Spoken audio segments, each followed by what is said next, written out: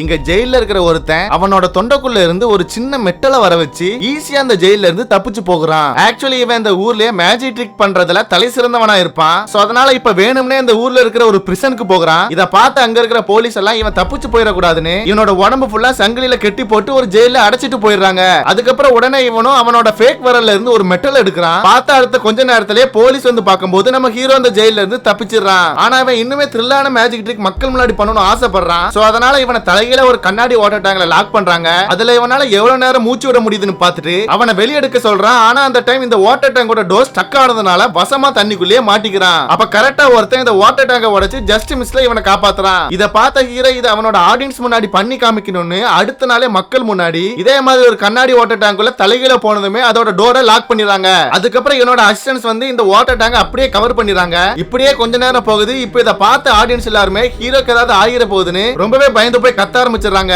இத பார்த்த ஒருத்தன் வேகமா ஒரு கோடாரி எடுத்துட்டு வந்து இந்த வாட்டர் டேங்கை உடைக்கலான்னு பாக்குறான். பார்த்தா அதுக்குள்ள நம்ம ஹீரோவை காணோம். அப்பதான் காமிக்கிறாங்க கோடாரி எடுத்துட்டு காப்பாத்த வந்ததே நம்ம ஹீரோ தான். இத பார்த்து மக்கள் எல்லாருமே ஆச்சரியப்பட்டு பாராட்ட ஆரம்பிச்சிடறாங்க.